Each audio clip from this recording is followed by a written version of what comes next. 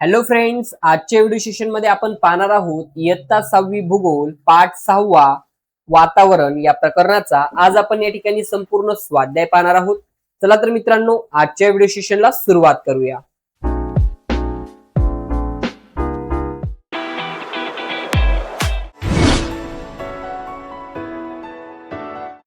Hello friends, welcome to our YouTube channel. नमस्कार मित्रांनो, study with Sandeep sir या आपल्या युट्यूब चॅनल मध्ये तुमच्या सर्वांचं स्वागत आहे. मित्रांनो, तुम्ही जर आपल्या स्टडी विथ संदीप सर या युट्यूब चॅनलवर नवीन असाल तर आपल्या युट्यूब चॅनलला सबस्क्राईब करून सोबतच बाजूची बेल आयकॉन क्लिक करून ऑल नोटिफिकेशन ऑन करा, जेणेकरून तुम्हाला आपल्या नवनवीन स्वाध्यायाचे नोटिफिकेशन सर्वात आधी मिळत राहील. चला तर मग जास्त वेळ न घेता आजच्या व्हिडिओ सेशनला सुरुवात करूया. पहा मित्रांनो, या ठिकाणी सर्वात पहिला प्रश्न दिलेला आहे कंसात दिलेले पर्याय वापरून त्याखाली दिलेले विधाने पूर्ण करा.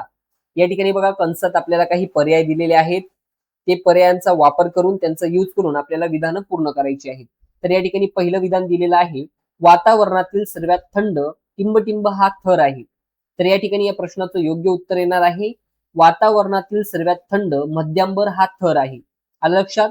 त्यानंतर पाहूया पुढील विधान, अंतराळामध्ये उपग्रह टिंबटिंब थरात फिरतात. तर या ठिकाणी याचं योग्य उत्तर येणार आहे, अंतरामध्ये उपग्रह बाह्यांबर थरात फिरतात. त्यानंतर पुढील विधान आहे, ओझोन वायूचे अस्तित्व टिंबटिंब थरात आढळून येते. तर या ठिकाणी याचं उत्तर येणार आहे, ओझोन वायूचे अस्तित्व स्थितांबर थरात आढळून येते. त्यानंतर पुढील विधान आहे, वातावरणातील सर्वात जास्त हवा व बाष्प टिंबटिंब थरात आढळते. तर या ठिकाणी याचं योग्य उत्तर येणार आहे, वातावरणातील सर्वात जास्त हवा व बाष्प तपांबर थरात आढळते. चला पाहूया पुढील प्रश्न. बघा, या ठिकाणी पुढील प्रश्न आ दिलेला आहे, खालील विधाने चूक की बरोबर ते ओळखा व चुकीचे विधान दुरुस्त करून लिहा. यातील पहिलं विधान काय आहे, तर वातावरणामध्ये धूलिकण बाष्पाला चिकटतात. तर हे अगदी बरोबर विधान आहे मित्रांनो. त्यानंतर दुसरं विधान आहे, पृथ्वीच्या दिशेने येणाऱ्या उल्का बाह्यांबर या थरात जळतात. तर या ठिकाणी हे चुकीचं विधान आहे. तर लक्षात घ्यायचे, दुरुस्त विधान काय येणार आहे, तर पृथ्वीच्या दिशेने येणाऱ्या उल्का मध्यांबर या थरात जळतात. त्यानंतर पुढील विधान आहे, धुक्यामध्ये दृश्यमानता वाढते. तर हे चुकीचं विधान आहे मित्रांनो, धुक्यामध्ये दृश्यमानता ही कमी होते. त्यानंतर पुढील विधान आहे, वातावरणात सर्वात जास्त प्रमाण हायड्रोजन वायूचे असते. तर हे या ठिकाणी चुकीचं विधान आहे मित्रांनो, वातावरणात सर्वात जास्त प्रमाण नायट्रोजन या वायूचे असते. चला पाहूया पुढील प्रश्न. बघा, पुढील प्रश्न ई दिलेला आहे, खालीलपैकी चुकीची जोडी ओळखा. तर या ठिकाणी आपल्याला जोड्या दिलेल्या आहेत. अ आहे तपांबर, हवामानातील बदल. ब आहे मध्यांबर, उल्का जळून नष्ट होणे. क आहे आयनांबर, संदेशवहन. आणि ड आहे स्थितांबर, हायड्रोजन व हेलियमचे प्राबल्य. बघा, या ठिकाणी चुकीची जोडी असणार आहे, ती म्हणजे ड स्थितांबर, हायड्रोजन व हेलियमचे प्राबल्य. या ठिकाणी लक्षात घ्यायचं आहे की हायड्रोजन आणि हेलियमचे प्राबल्य बाह्यांबर आणि बाह्य वातावरणात आढळते, सितांबरात ओझोन वायू आढळत असतो. आलं लक्षात? चला पाहूया पुढील प्रश्न. ई योग्य पर्याय निवडा. या ठिकाणी बघा, आपल्याला पहिला प्रश्न दिलेला आहे, सूर्यापासून येणारी अतिनील किरणे म्हणजे युव्ही रेज जर थेट पृथ्वीवर आली तर सजीव सृष्टीला धोका निर्माण होईल. हे टाळण्यासाठी कोणता थर संरक्षण कवच म्हणून कार्य करतो?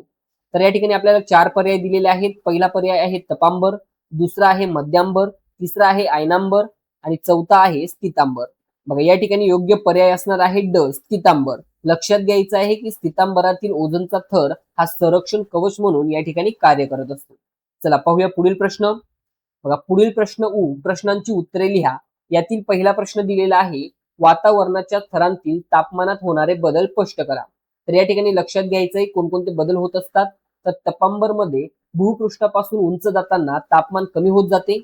त्यानंतर स्थितांबर मध्ये या थरात ओझोन वायू अतिनील किरणे शोषून घेतो, त्यामुळे सुरुवातीला तापमान स्थिर राहून नंतर उंच जाईपर्यंत ते वाढत जात असते.